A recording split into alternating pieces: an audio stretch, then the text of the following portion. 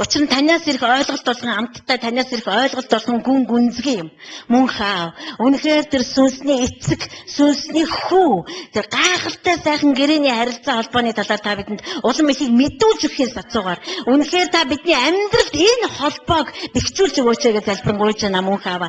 Тэгснээр олон эцгүүд хүүгүүд рүүгээ иргэн, олон хүүгүүд эцгүүд рүүгээ иргэх юм аа мөн эцэг. Яг л Малах номон дээр та амласан шиг эзэн минь. Тэр гайхалтай харилцаагаа бидний амьдрал сэргээж өгөөч гэж залбирanгуйж байна. Учир нь бид нар төөрсөн хонь ургад биш. Бидэнд хоньчин байдаг бөгөөд тэр бол Есүс та өөрөө муу юм аа. Мөнхийн эзэн таныг дагахад та биднийг дагалдагч болгодог байлээ. Таныг дагахад бид нар бусдыг дагуулж чаддаг байлээ.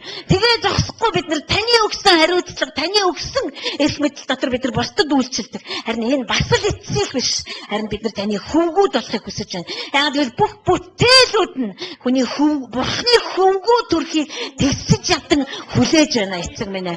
Мөнхөө бүхэл бүтээлүүдийг захирдаг, бүхэл бүтээлүүдийг баярлуулах гайхалтай ажиллаа хийж та биднийг таны хүү болгож төрүүлж өгсөн учраас тандаа баярлалаа. Энэ ойлголтын дотор та хөгжүүлж өгөөч.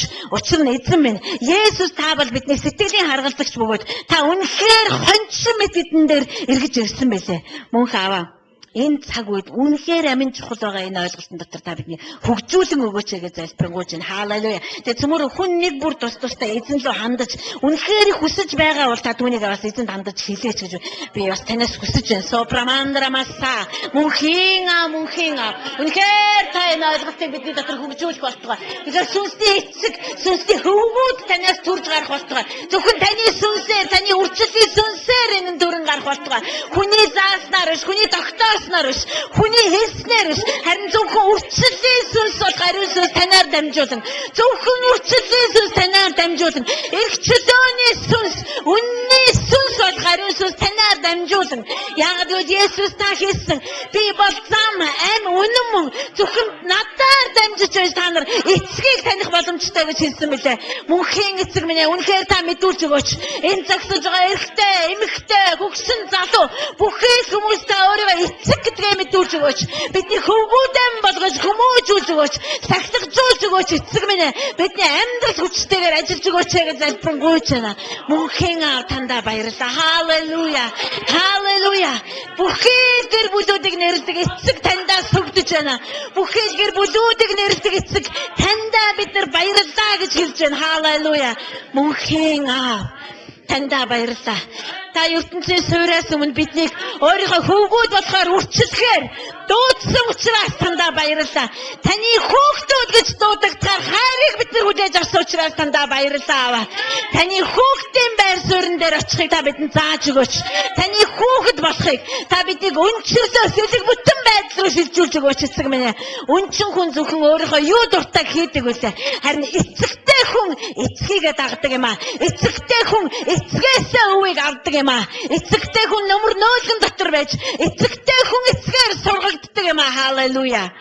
Мөнхийн аав минь бид нар бүхий сахилгажуулалтыг хүлээж авах болно. Та биднийг урамшуулж, хайрлж, та биднийг засаж, залруулж, хүмүүжиж, сахилгажуулж өгөх тэр гайхалтай сайхан эцгүүд болох болтугай, бас гайхалтай сайхан хүүгүүд болох болтугай эцэг минь. Учир нь эцэг нь хүүгээ сахилгажуулдаг. Хүүгээ сахилгажуулдаггүй эцэг бол эцэг биш. Тийм хүүхэд нь бутгач юм аа гэж та хэлсэн бэлээ. Мөнхийн аав таны сургуулилтыг бид нар хүлээж авч байна. Үнэхээр та бидэнд мэдүүлж өгөх болтугай. Та энэ зогсож байгаа хүн нэг бүрд өнөөдөр ирсэн байсан ч хамаагүй. Та тэр хүмүүс рүү ярих болтугай.